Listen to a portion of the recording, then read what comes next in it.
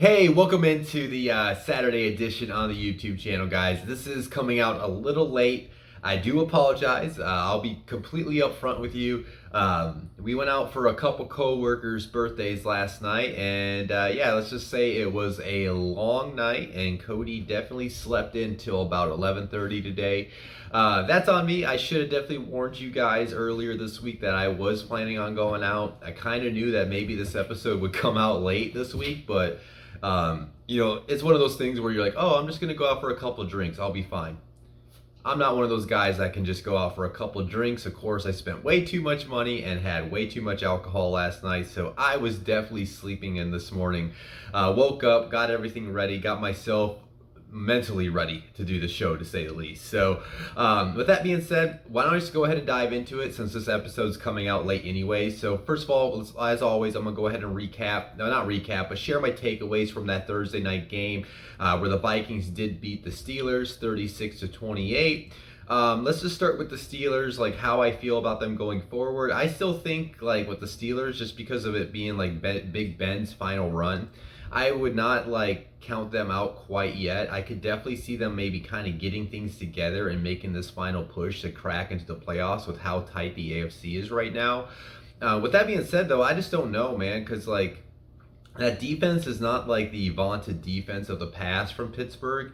You can move the ball on the ground against them. We saw what Dalvin Cook did on Thursday night, and you can throw against them too. It's not really of a, you used to, anytime, the Steelers were on the game, you would just basically know, this is going to be a tough defensive battle. I picked the Vikings to win the Thursday night game, but I did not see this coming as far as out of the Pittsburgh defense. That's where I was more surprised.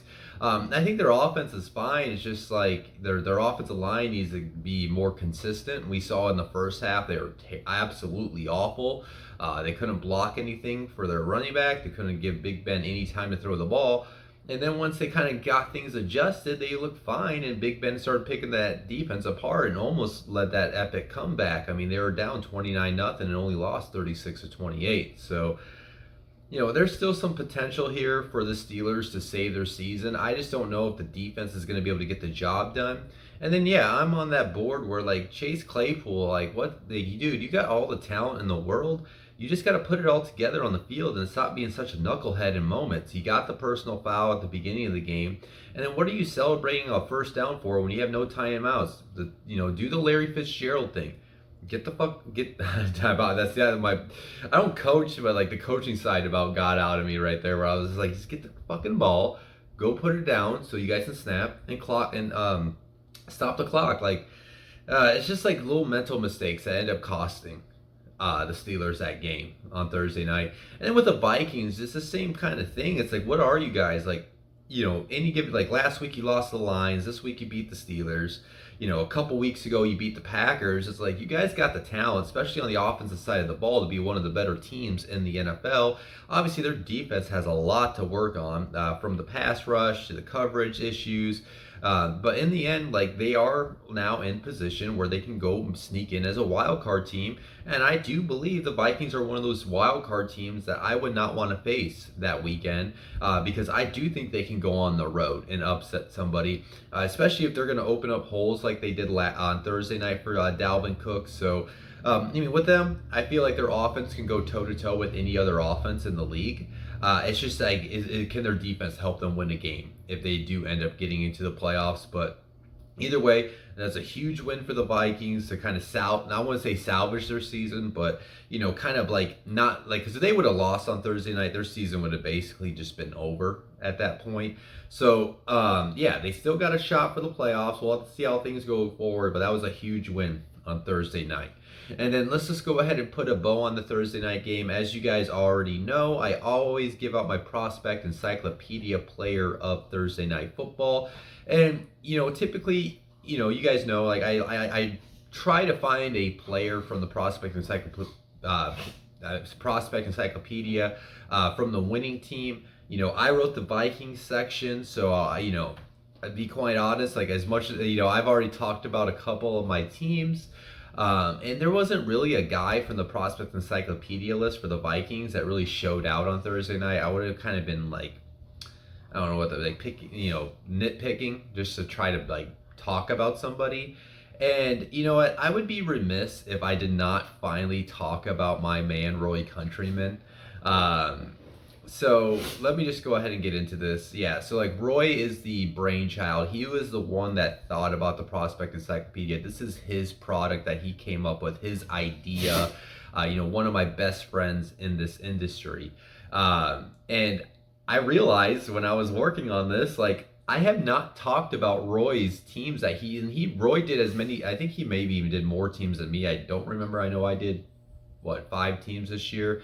I think Roy did maybe at least 5, if not more than 5 teams. And somehow, like he just hasn't had a team that won on Thursday night where I got to talk about his players. So, with that being said, yeah, my prospect encyclopedia player of Thursday Night Football is Najee Harris. He had 104 total yards and 2 touchdowns. He definitely was not the reason why they lost. Like that guy was having a good game. He's a threat out of the backfield. He's so hard to tackle. The play of the night for me though was that it was like a 3rd and 1, 3rd and 2, and the Vikings completely had that play stuffed and read out, and Najee somehow broke through tackles, broke through a Harrison Smith tackle, and was able to get the first down to keep the drive alive. That was his play of the night to me. I know obviously there's he got a couple touchdowns or whatever, but I was so impressed by him. And like he's the one thing they can count on going forward in that future. Like obviously Big Ben's going to be retiring at the end of the year. Who knows about their wide receivers because of the whole like immature issues, and they kind of really need a true alpha dog, I feel like, in that room. But with that being said, Najee Harris is going to be a vocal point of the Steelers offense for the foreseeable future. He definitely won't be in the prospect encyclopedia next year because I think he's already at his he definitely is already at his 12 starts. So I wanted to talk about him mainly. Like I said, I just wanted to make sure my man Roy Countryman had at least one prospect encyclopedia player of Thursday Night Football this year. He has an opportunity. He did write the Chiefs section. The Chiefs do play next Thursday night, but just in case the Chiefs were to lose next week, I just wanted to make sure I talked about my man Roy Countryman and one of his players that he wrote about. So, and if you do want to not only read, as you guys can see, like you get the number. He was the number 1 player on Pittsburgh's list, so you get the big report. But if you want to check out the other Pittsburgh reports, go to prospectencyclopedia.com to order it. You can get the entire PDF for $15. You can get individual team PDFs for $1. And as I always say, you can check out the Buck section for free, which I wrote. And if that does impress you and you'd like to go ahead and make the purchase, you can go ahead and do that at that time. Other than that, guys, I'm gonna go ahead and get this moving. Like I said, I'm kind of running late today because of going out, so I do want to go ahead and get this kind of like power through this episode for you guys, so I can get this out sooner than later. So starting with the 1 p.m. games, we are going to the Saints. They are traveling up to New York to face the Jets. Let's take a look at the injury report really quick. On New Orleans, these 3 players are out. Ryan Ramczyk with a knee, Pete Warner with an elbow, Caden Ellis with a hamstring, and then Lil Jordan Humphrey is questionable with his hamstring. And then on the Jets side, Michael Carter II, this is a cornerback, not their running back.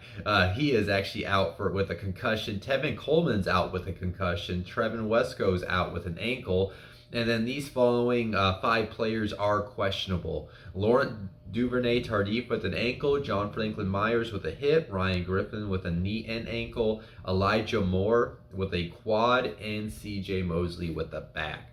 With this game, guys, I don't think it's going to be fun, to watch, to be quite honest. The Jets have been, as always, they have been less than an inspiring team to watch whenever you turn them on. But, hopefully maybe Zach Wilson's going to be able to put together a nice little streak going forward for the rest of this season and kind of build that on for his year 2 next year. But we'll have to see if they can do that. I mean, listen, they're going against the Saints defense, which is, like I mentioned before earlier this week with my start sits, they're one of the best rushing defenses, right? So, like, Tevin Coleman's out, so they're basically third and fourth string, and I don't know what that noise is outside my window. I know that you guys are obviously hearing that, so I do apologize. It sounds like I guess the lawn people are here cutting our grass, so I apologize about that, guys. Now I'm trying to talk over that for you. But with that being said, they're going to bottle up the run. They're going to force Zach Wilson to beat them. So unless Zach Wilson absolutely balls out, like, I could see him having a frustrating day. They're probably going to pick him off a couple times. And I just don't see the Jets offense being that successful against the Saints defense. And then you switch sides of the ball. Taysom Hill is going to be starting with his mallet finger. And then he's going against the Jets defense, which has been one of the worst. Yeah, that's really annoying because obviously I'm fucking hungover. I'm sorry for swearing, guys. I apologize about that. I did not think they were. I didn't. Like, could they be any louder with that fucking goddamn weed trimmer? Sorry about that, guys. Let me try to get this going. But anyways, Jets defense, right? They suck at defending everything. So I think you're going to see a lot of Taysom Hill runs tomorrow. Alvin Kamara's finally back. Like, for somebody that owns Alvin Kamara in like 2 of his main money leagues of fantasy, I'm glad he's back. And I think we're going to see an Alvin Kamara show. I think what they're going to do is they're going to give him 20 to 25 touches in the game, whether it comes from handoffs, whether it comes from screens. And I think with his elusiveness in open space, he's going to be able to help move the ball down the field. They're going to do the quarterback powers, the quarterback reads with Taysom Hill. He's going to use his rushing ability, and that's going to put the Saints in scoring position more times than not. With that being said, I just don't know if the Saints have enough juice to like put up a lot of points on this Jets defense because of their wide receiver and their tight end positions right now are so lacking talent because of injuries, suspensions, and all that type of stuff. So in the end, I do think the Saints do win, though. I think they end up winning like a 21-10 win tomorrow. And then let's just go ahead and... Oh, I just realized I did not mention one name, guys, because he was hidden on the next page of my doc. But on the Jet side, Sheldon Rankins is questionable with a knee, just to make sure I did not miss that. But yeah, let's go ahead and move into this next game. We got the Atlanta Falcons traveling to the Carolina to face the Panthers. Little short injury report for both teams. With the Falcons, Dito Kunbo Gumdiji is questionable with his ankle injury. Then Richie Grant is questionable with an ankle. And then on the Panthers side, these 2 players are out. John Miller with his ankle and Michael Jordan with his hamstring injury. Yeah, so let's go ahead. Like, this game stinks, right? Like, you got 2 teams that are sitting right now, what I think at 6, like a 5-7, 6-7 record. Both teams actually technically still have a shot to make it into the NFC wildcard picture because that 6 and 7 spot in the NFC right now is basically it's a full of mediocre teams that are trying to get in to the playoffs right there. And I mean, we'll have to see. The Panthers just fired their OC. It sounds like Matt Rule wants the team to run the ball a lot, but Christian McCaffrey's done for the year. But you're probably going to see a lot of, kind of like Taysom Hill, right, with Cam Newton. You're going to see a lot of quarterback reads. You're going to see a lot of quarterback powers with him. I'm not sure if it's going to be a healthy dose of just a lot of Chuba Hubbard. They're probably going to sneak in Amir Abdullah because I know they signed him off the free agency. Finally, that noise is gone. Like, I do apologize about that, guys. I did not think that was going to happen right there. That was not as much as annoying it was for you guys. With me dealing with this hangover, that was extremely annoying to deal with, to say the least. But anyways, yeah, so like with that being said, like I think they're going to try to run the ball as much as they can against this Falcons defense, which you can because the Falcons defense is one of the worst in the league. But you can throw the ball against them too. So I would not expect a nice little like target load for DJ Moore and Robbie Anderson. And I do think the Panthers should be able to move the ball often against this defense. And it's just going to come down to them like converting those drives into touchdowns.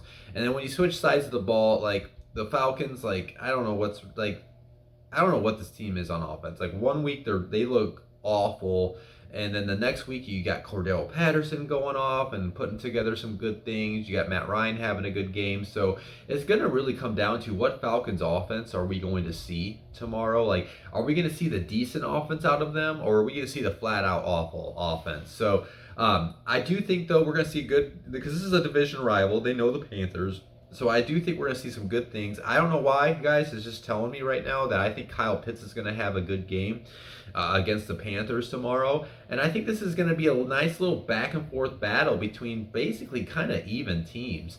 And, you guys know, like, if I think these teams are even, I try to lean towards who has a better quarterback. While I always will love Cam Newton, he is just not as talented as Matt Ryan at this point. Cam, between his shoulder issues and everything, his arm has just kind of diminished over the years. He's not the same player that he once was. So with that being said, I think the Falcons squeeze out a win against Carolina. I think they end up winning like a 24-21 win tomorrow. And then let's just go ahead and keep this moving. We got the Seattle Seahawks traveling down to Houston. This one will probably be pretty quick, guys. With the Seahawks, Jamal Adams, for those that don't know, he is going underneath season-ending shoulder surgery, so he's obviously out of this matchup.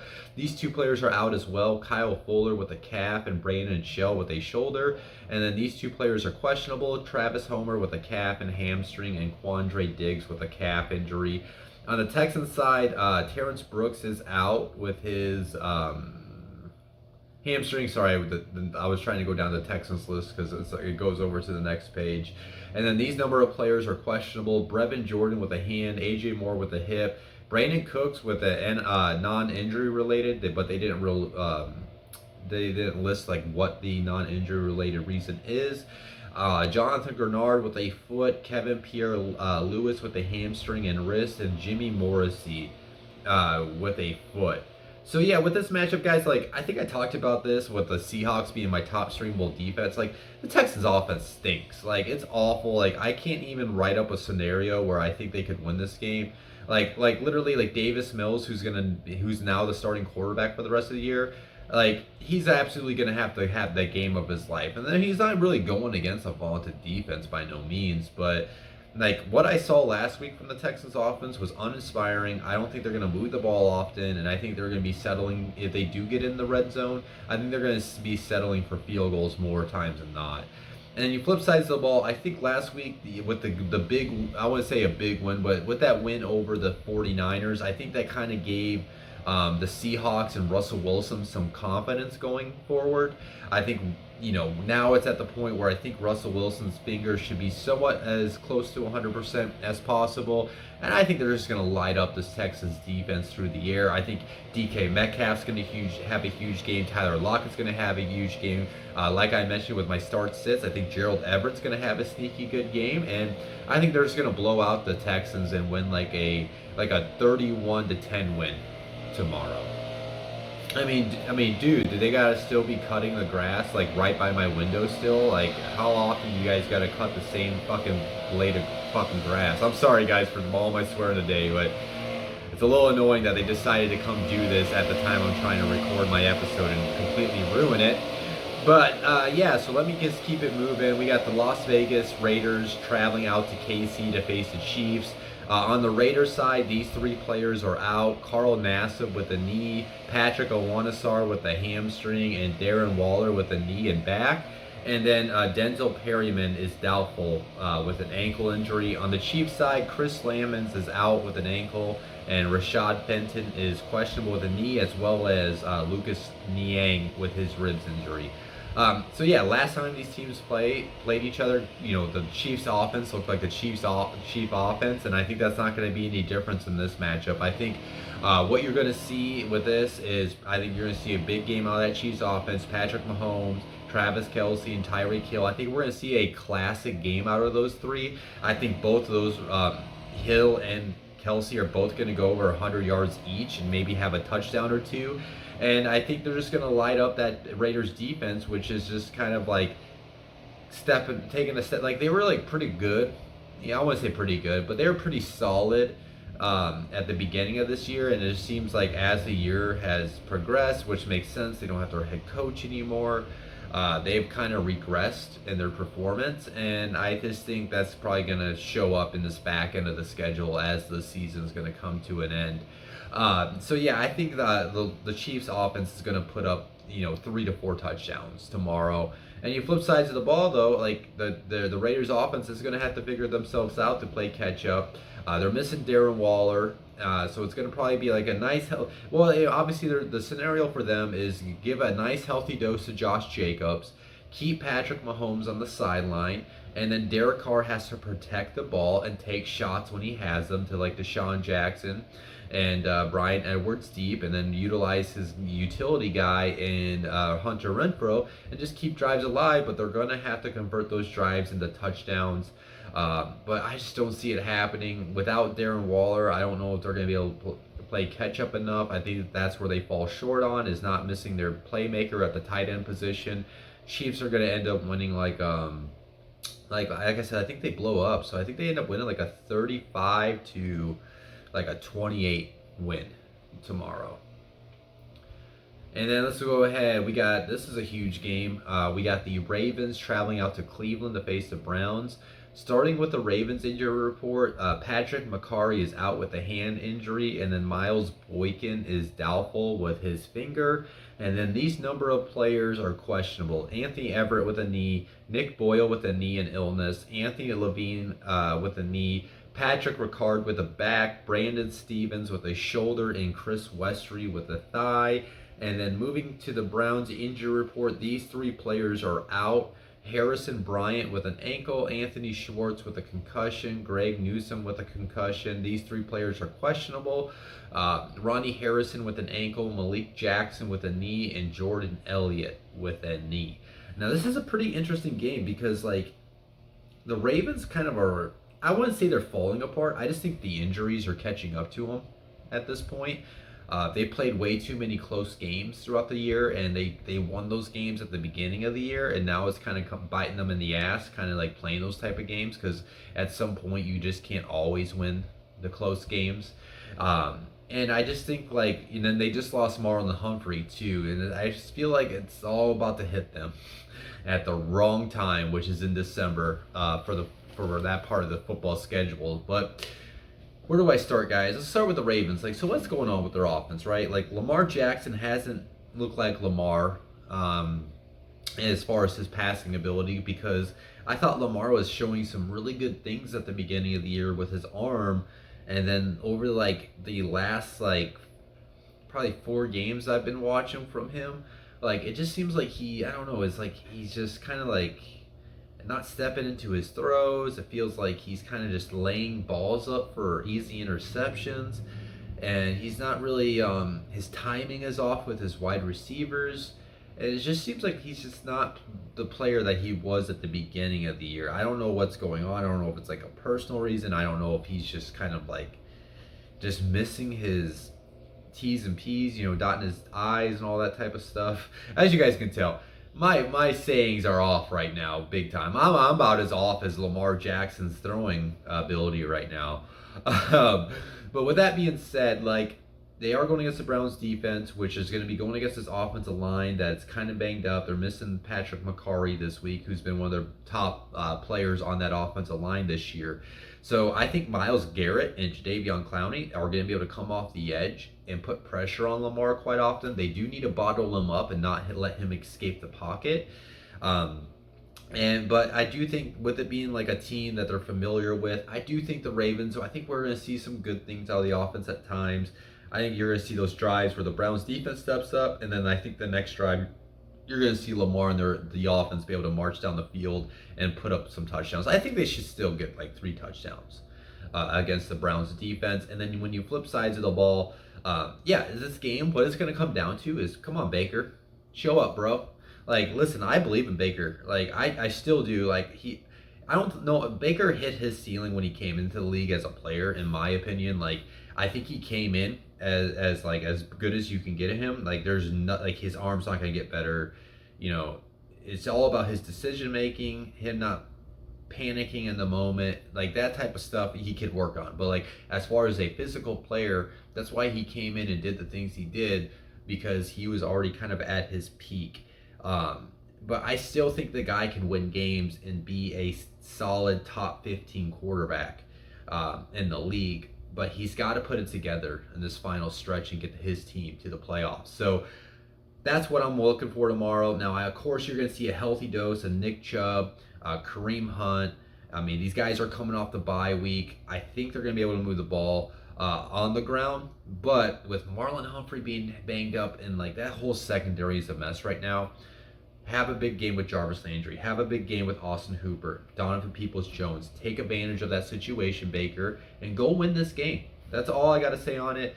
Who do I think is going to win this game? I am going to pick the Browns. I'm just going to do it. They're the home team. I just think, like I said, I think the Ravens playing close games, playing as bad as they have been on the offensive side of the ball, and then all the injury that they are dealing with on both sides of the ball I think are about to catch up to them at this point of the year. So I think the Browns end up squeezing out a win. I think they win like a 24-20 win tomorrow.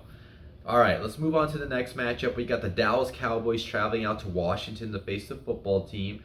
Cowboys only got one player on the injury report, which is Noah Brown. He's out with a groin injury. And then on the football team side, these two players are out. Jordan Kunasik with a hamstring, Wes Schweitzer with an ankle, and then these four players are questionable. Landon Collins with a foot, Jamin Davis with a concussion, J.D. McKissick with a concussion, and Curtis Samuel with a groin. This is a pretty interesting game because, as you guys know, I basically listed the football team as a dead team 4 weeks ago, and now they're 6-6. I was completely wrong about that, and more kudos to Ron Rivera, who I do believe is a top 10 coach in this league, to overcome those injuries of losing Chase Young and Montez Sweat and a number of players on the offensive side of the ball and get his team to 500. But listen, at some point, this is like how I feel about the Ravens. It's gonna collapse on them at some point. Like, it's been nice. They got the big win over the Bucs, a few weeks ago. They got this win this past week against the Raiders. So, but with that being said, they're going against the Cowboys defense, which has been hit and miss this year. I do think they're gonna be able to move. Jesus Christ! Like, I'm sorry, guys. Like, how many times do they gotta be right outside my window or door cutting? Like, didn't you guys just do everything around my apartment? Why aren't you like on the opposite side of my whole complex? I do apologize. This has absolutely been the worst episode on my YouTube channel this season. So if you have been dealing with this and you are still watching this, I really thank you for doing that. Because between me being hungover and then all the outside noise of this video, I appreciate anybody that's still watching this right now. So yeah, I do think Taylor Heineke with Taylor McLaurin and Antonio Gibson, that's enough where you can move the ball against this Cowboys defense. I do think they're going to be I think they're going to be able to work themselves in the red zone more times than not tomorrow. And then they just got to punch it in. And because I think this is the way they're going to have to win this game is they're going to have to play catch up. They're going to have to be in a barn burner type of shootout with the Cowboys offense. And then what's going to happen to go ahead and switch sides of the ball is their defense is going to have to show up and like take advantage and go for turnovers. Because I think the Cowboys offense with Dak Prescott, Zeke, Amari, Michael Gallup, and CeeDee Lamb, I think they're about to light up this football team defense. They don't have Chase Young. They don't have Montez Sweat. So the outside edges of that, Jesus, I mean, come on, man. Like, I'm about to fucking go out there and freak out on them because they're literally, why are they right outside my door with a weed whacker again? I've sworn more times in this episode than I have done the entire season. So again, I apologize about this being one of the worst episodes I have done this year. Well, what I was trying to say is they don't have their bookend rushers, right? And then you got Tyron Smith, who's one of the best, if not the best left tackle in the league. And what you could do is you can, as long as those guys can block the edges and take care of the backups, you can run assuming Tony Pollard, I know he's dealing with that tear plantar, whatever it is, that last one, I can never pronounce that word right, fasciitis, yeah, exactly. So they're going to be able to like run on the edges. And then what that can do too is when you're running on the edges, you can go to the play action, and that's going to be able to allow you to go deep to like CeeDee Lamb or Amari Cooper at times. So I think they're going to light up the football team's defense tomorrow. And I think that's what's going to come down to is they're going to light up that defense for a lot of points. And I think the football team can play catch up, can keep up with them. But then you guys seen it with Taylor Heineke, man. Like he's like I keep on saying, he's the Milky Way Brett Favre. You know what Brett Favre will do? He'll throw interceptions. So will Taylor Heineke. So that's what's going to happen is they're probably going to be close. And then at some point, Taylor Heineke is going to throw an interception in the second half of the game. And then that's going to give the Cowboys like a pick six, or it's going to give the Cowboys great field position. They're going to open up the game, and that's how they're going to win. I have the Cowboys winning like a 30, excuse me, a 31-21 win tomorrow. And then, yeah, this is the last 1 p.m. game. So moving into the last 1 p.m. game, we got the Jaguars who, geez, like I was out last night, so I was barely catching up with the news overnight. And man, that all that news that's coming out about Urban Meyer this morning, Jesus. That dude is something else. Anyways, you guys can go look that up, all right? Jaguars, with them on their injury report, Brandon Linder is out with a back injury. And then on the Titans, these 5 players are out. Tommy Hudson with an ankle, Jack Rabbit Jenkins with an ankle, David Long Jr. with a hamstring, Tier Tart with an ankle, and then Zach Cunningham, he's listed as non-injury related, but the that's a whole other thing I could get into too about the Texans. But Texans released their starting linebacker. The Titans claimed him. Obviously, he doesn't know the playbook, so they're just going to sit him out this week and then try to probably get him involved next week. But yeah, I'll be probably quick with this one, guys. As much as a Colts fan, I would love to see the Titans lose and give the Colts a better shot to potentially win the division. I just don't see that happening. Like I just mentioned, there is a lot of reports about Urban Meyer being basically an asshole of a head coach who thinks he's God compared to his assistant coaches. His players, I'm hearing from a lot of people right now that his players have been combating with him, and it just sounds like it is a mess within the organization in Jacksonville, which shouldn't be a surprise. Like, that's what Jacksonville does. Like, I think that starts with ownership. You know, like, listen, you guys, they're billionaires. I can never own a team. Like, I would love to maybe own a team one day, but like, sometimes with these things, guys, like, I know this is not really a football aspect, I'm kind of going from here, but like, when teams are bad, when it's the Jaguars, the Bucks before Tom Brady, to be honest, because I used to work for the organization, great people that I got to work with, but when you get to see the insides of an organization, you can kind of understand why this team is bad.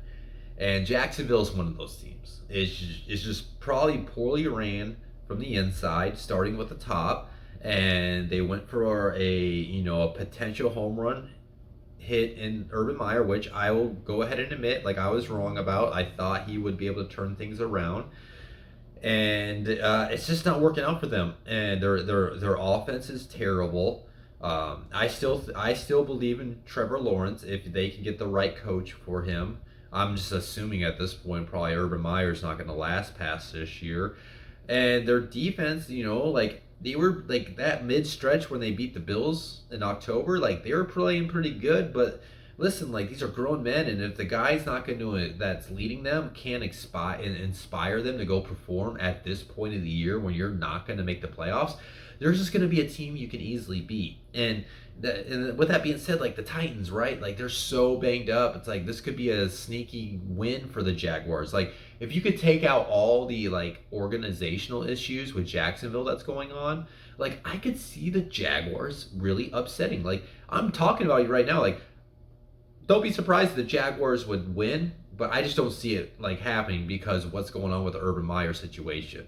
And I know this is not this is probably the worst episode I have given out on my previews this year, but I'm just being honest. Like, I'm just kind of talking, like, if there's organizational issues that are leaking onto the field, it's hard for those teams to win the game. So, and then with the Titans, though, kind of try to get this to a football aspect. They are getting Julio Jones back. I did see that right before I hopped on to record this episode. He is being activated off IR. If you're like me in one of my main leagues and you saw him on the waiver wires, you can maybe consider playing him. I got to make that decision before tomorrow. I do think I'm going to go ahead and do it because they have no other wide receivers. So I could see this being a classic Julio game. Maybe I want it because in the league I did pick him up. I got a win to seal my playoff spot up. But yeah, I can see this being, because they don't really have much, right? Like, Derrick Henry's hurt. They're using a number of random running backs right now. They've been using a number of random wide receivers.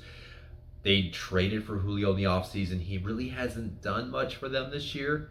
Yeah, I think they're going to force feed Julio, and I think that's where they win. I think they end up winning like, I don't know. I don't know if they put up a lot of points because I still don't like their offense right now, and I don't like Jacksonville at all. As I went on my tirade about that whole situation. So I'll just say the Titans win like a 24-10 win.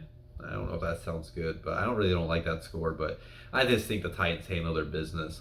And then we're gonna move into this next game. We got the Detroit Lions traveling to Denver. Yeah, I forgot about that.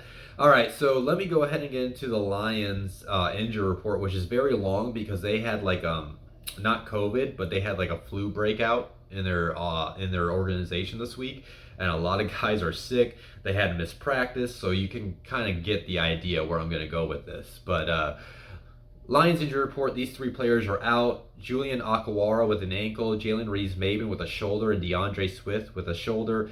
TJ Hawkinson is doubtful with his hand, which sucks to learn that yesterday because I had to go scramble to go pick up a tight end. I am playing Austin Hooper in a lot of leagues tomorrow, and I am uncomfortably playing him. But as you guys know, he was my sneaky start. I follow all my word. So if anybody does like pay attention to my fantasy advice, I hope you guys do know that I do follow on what I advise to you guys. All right, these number of players are questionable. Michael Brockers, knee and illness. Austin Bryant, shoulder. Charles Harris, illness. Jonah Jackson, illness. Aleem McNeil, illness. Matt Nelson, ankle. Levi Unzuerkie, illness. Riley Patterson, illness. John Penesi, illness. Penei Sewell, knee and illness. Big V, I'm never going to try to pronounce his name, illness. And then Nick Williams, illness. Yeah, so you guys can kind of get an idea that the Lions are probably going to give dog walk tomorrow. And then these three players are questionable for Denver. Bradley Chubb with a shoulder and ankle. Shelby Harris with an ankle, and Melvin Gordon with his hip injury. So yeah, guys, like with this, like I thought maybe the Lions could build off that win, and I definitely think if they were all healthy, if they had TJ Hawkinson, if they had DeAndre Swift, I do think they could go in there into Denver and beat that team. But with them missing DeAndre Swift, and that's another thing. There's so many. I can't even keep up with how many guys are getting on the COVID list. But yesterday it came out that Tracy Walker and Jamal Williams are on the COVID list. They're going to miss this matchup. So they're down to their third string running back. They are going to be missing their starting tight end. They're down. They already have been struggling at the wide receiver position. And then you got three of their offensive linemen are dealing with the illness. And then you just got Jared Goff, right? So yeah, the offense is going to stink tomorrow. I don't even know if they're going to get a touchdown, to be quite honest. So I think Detroit's offense is going to struggle to move the ball. I think they're going to struggle to sustain drives, and I can see that Detroit offense going 3 and out quite often tomorrow. And then with the Denver offense, I think you're going to see a lot of Javonte Williams. I think they can light up that secondary because Detroit defense sucks on both sides of the ball. But I think it's just going to be a lot of running, and it's going to be a lot of clock burning behind the legs of Javonte Williams and maybe Melvin Gordon if he's active. And I would be remiss of not saying this, and I'm sure you guys know Demaryius Thomas, the former Broncos wide receiver, unfortunately passed away on Thursday. That really kind of took me back because he was one of my favorite players to watch. I still remember that big overtime catch that Tim Tebow threw it to him, and they beat the Steelers in overtime that year. And then like everything that he got to do with Peyton Manning. Peyton Manning has always talked about Demaryius Thomas and how great of a relationship those two had whenever he went to Denver, and it just sucks. Like that guy is my age, and like it's just crazy to think that he died. Like I know life's crazy like that. I've dealt with deaths in my life, close people, but still, is he taken back when an athlete like that could just pass away? With that being said, I think Denver's gonna come out and play for him, and I think they're just gonna handle their business against Detroit. I think they end up winning. They'll probably end up winning like a 28. I said no touchdowns, didn't I? let's say they get a couple field goals, 28-6. That's a weird score, isn't it? This whole episode stinks, doesn't it, guys? Yeah, 28-6 win. I'll just go with it. Well, I don't know why. That's a weird score, but I'm just gonna go with a 28-6 win for Denver tomorrow. All right. Moving on to this next game, we got the Giants heading out to LA to face the Chargers. On the Giants report, these three players are out. Adoree Jackson with a quad, Kadarius Toney with a oblique, and then Daniel Jones with a neck. And it did come out last night that it's actually going to be Mike Lennon starting, not Jake Fromm, as I thought at the beginning of the week. Either way, you could still stream the Chargers defense. I'm going to be doing that this weekend. Then these three players are questionable. Kenny Golladay with a hip, Sterling Shepard with a rib, and Danny Shelton with a calf. And then moving on to the Chargers report, these three players are out. Kyler Fackrell with a knee, Alohi Gilman with a quadricep, Asante Samuel Jr. with a concussion, and then Justin Jones is questionable. And then, yeah, it's so hard for me to keep up with everybody that's going on the COVID list, but Keenan Allen I did see last night. He is going to be missing this game because he's on the COVID list. And he is vaccinated? Yeah, but he can't, I guess he's not testing negative. He's still testing positive. So, I don't make the rules. So with that being said, I think the Chargers are going to be able to handle their business. I think like the Giants defense is hit and miss this year. And I think you get to this point of the year, like in December, where it's either a team's going to be fighting for the playoffs, right? Which is the Chargers, right? They got how close the AFC is right now. They are the team that's going to go out and want to perform. Now, I don't necessarily think players ever take a step back because your tape will get you paid no matter how bad the team is. But with that being said, you get to this point of the year, some guys are looking forward to their vacation. So it's just going to be interesting because here's the thing too, this is I would pay attention to the teams that are not going to be playoff teams and see how they perform this over the next 4 or 5 weeks. Because that's how you could tell who's going to be good next year, or it may be a potential sneaky good team, is because if there could be teams for example, the Giants. What if they were to go, they're not going to make the playoffs, but what if they close out the year 4-0? All of a sudden it's okay, maybe Joe Judge is actually a good coach. That's what I'm trying to get at. I don't know. The jury's still out on him. I thought maybe he could put together a good team this year, but that just has not happened. Daniel Jones is out. Mike Lennon is going to be the quarterback. All their their wide receivers are banged up right now. I think they're going to struggle to move the ball, and I just think the Chargers are going to just kind of blow them out. I think they end up winning LA wins 28-17 type of win. That's not. I guess that is kind of a blowout.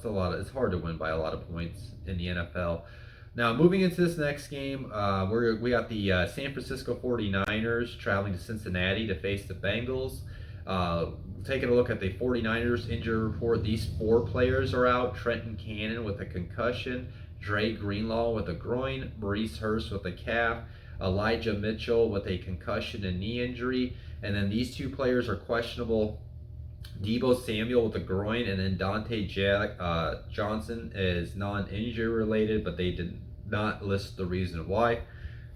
And then on the Bengals side, these 2 players are out. Chris Evans is with his ankle, Logan Wilson with his shoulder, and then Tyler Shelvin is doubtful with an illness, as well as Marcus Bailey with a neck.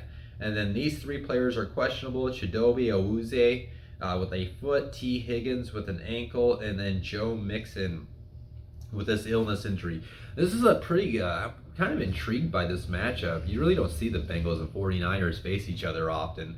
But yeah, so with this matchup, guys, you got 2 teams are currently wild card teams that gotta fight for their season, and it's gonna be interesting to see how they perform.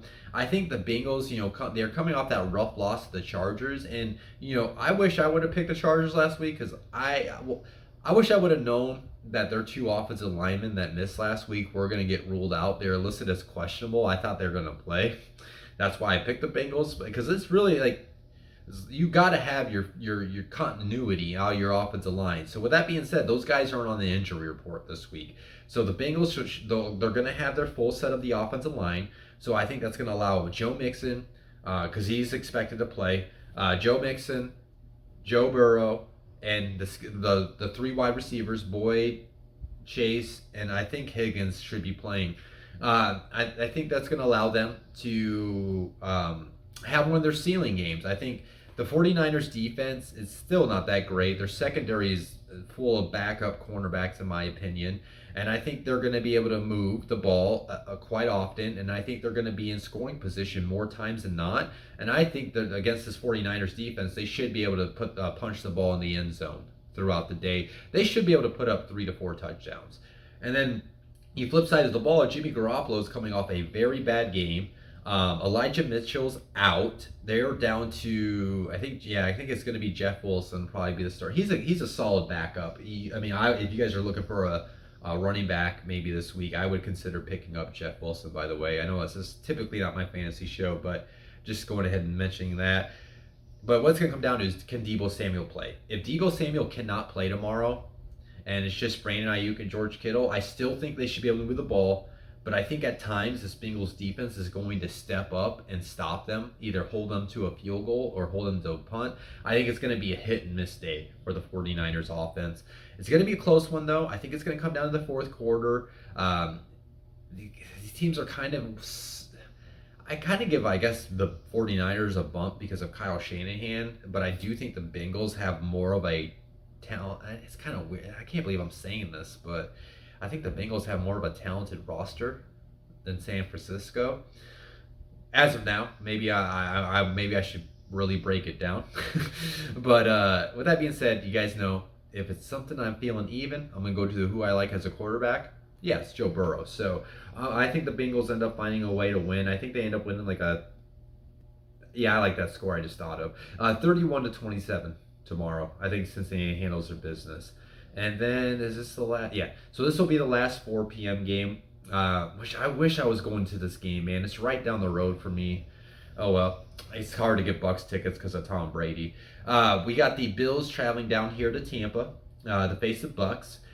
With the Bills side, these two players are out. Star Lutulele with a toe, Tommy Sweeney with a hip, and then these two players are questionable. Reggie Gilliam with an ankle, and F.A. Oboda with a hip. And on the Bucks side, Jordan Whitehead has been ruled out with a calf injury. These 4 players are questionable. Jalen Darden with a concussion, Jamal Dean with a concussion, William Golston with a wrist and knee, and Ryan Jensen with his ankle injury. So yeah, how I view this matchup is it's gonna be the Monday night game is. I was gonna say this is probably the best game of the week, but I forgot that Monday night matchup is very intriguing, which I'll get to here shortly.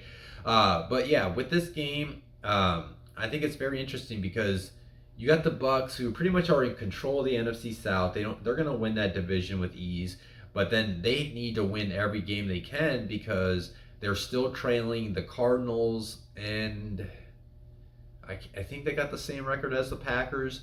But yeah, they're still, obviously they want that number 1 seed so they can get the first round bye. So they have to keep on winning. They have to hope the Cardinals lose some games, as well as the Packers. So the Bucks got to come out and play.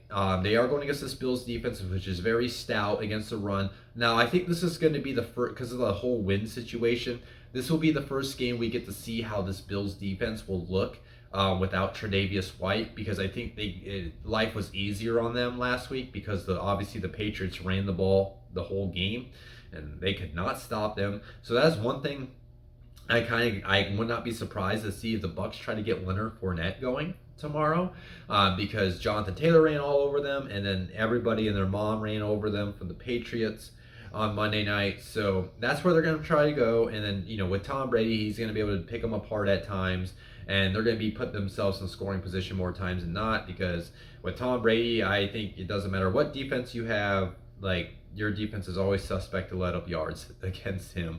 But I do believe, though, with that being said, I don't know why, I think the Bills are going to be very angry. Like I think they're going to come out and I think they're going to play the Bucks of offense very tough and make life difficult on them. But I still think they score about 2 or 3 touchdowns. And then you flip sides of the ball. I do think Josh Allen's going to have a good day tomorrow. I really do.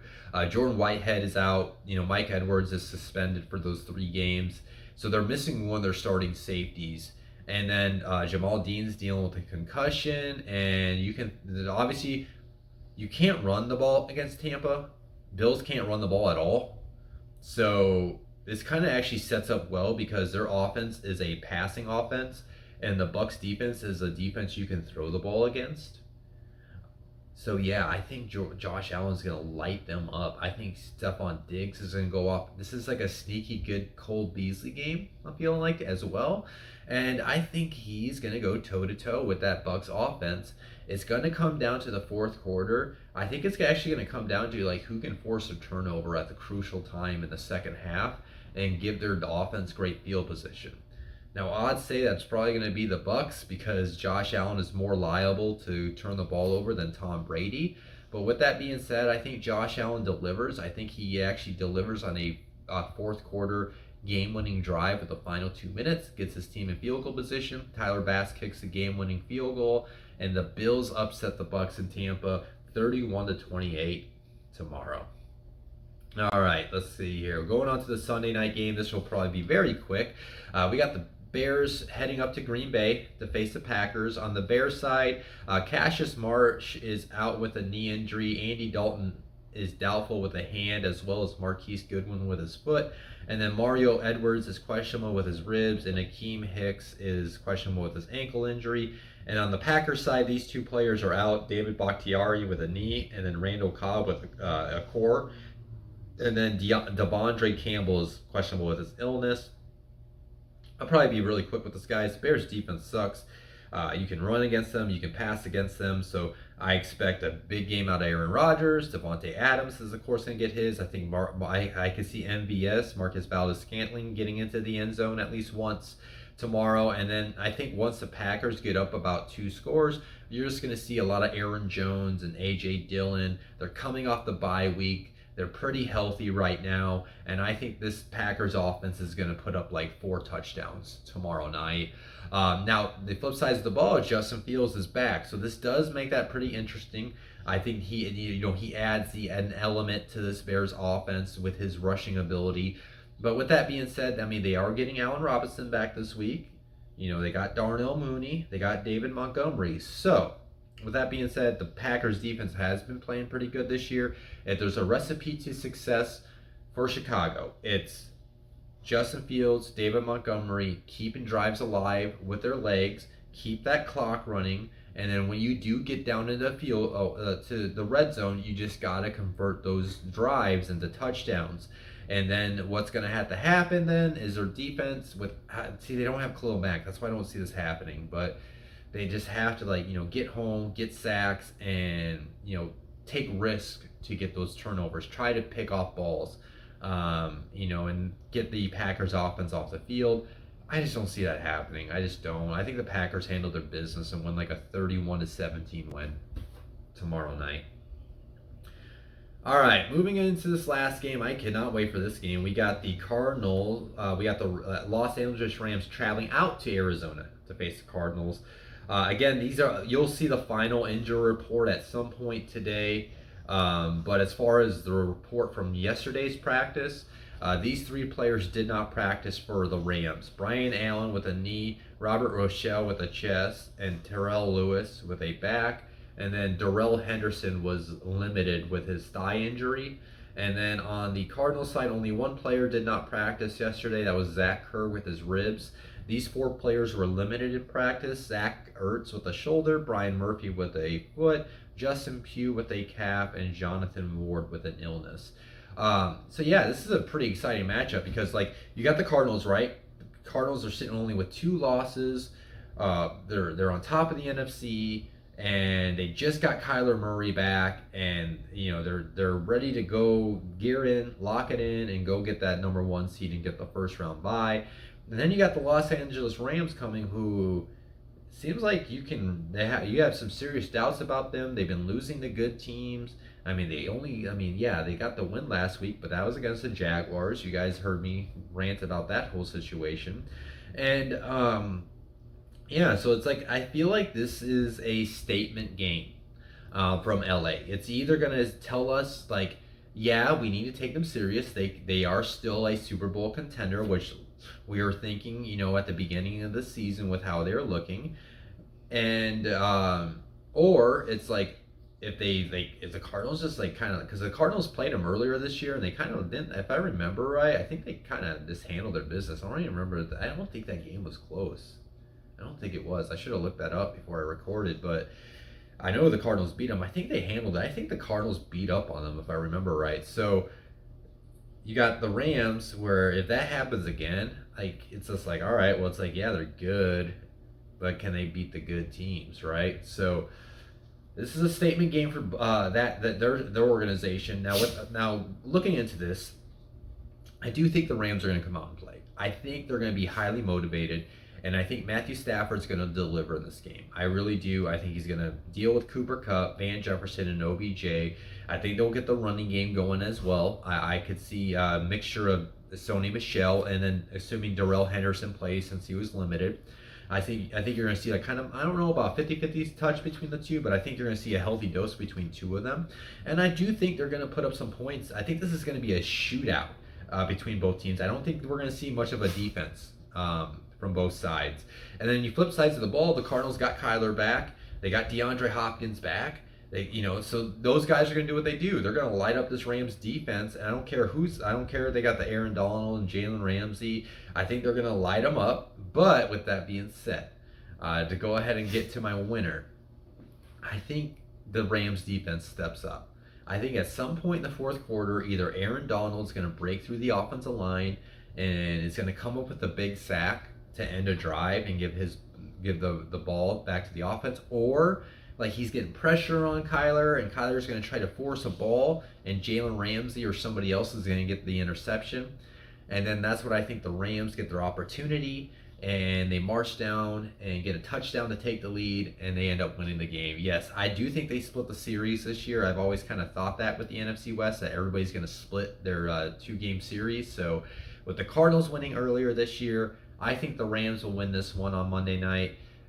They win like a 35-31 win on Monday night. So yeah, that is the episode. Absolutely one of the worst episodes I probably have ever done. I apologize just for it coming out late, and then like just me not being like 100%, to be quite honest. I don't feel like I gave my best episode. That's on me. That's on me, guys. I should have warned you guys too about me going out. I just did not think I was gonna be out as late as I was. And then like the lawn people literally coming right after I started this episode. So if you guys still stuck with me through the lawn stuff, through my probably 80% analysis, I feel like I kind of delivered, but not to my full ability. But if you guys did enjoy, if you guys I don't know how you did, but if you did enjoy this episode, hit that like button for me. Give me a smile this weekend. If this is your first time watching and you were somehow impressed by me, please hit the subscribe button. I promise you there will be better episodes than this going forward. So hit that subscribe button. If anybody wants to talk ball with me, you guys know how to get a hold of me. Text me, call me, at me on Twitter, slide into a DM, and I'll get back to you. Other than that, I will be back on Tuesday for my waiver wire and streamable defenses for the first week of the playoffs in fantasy football.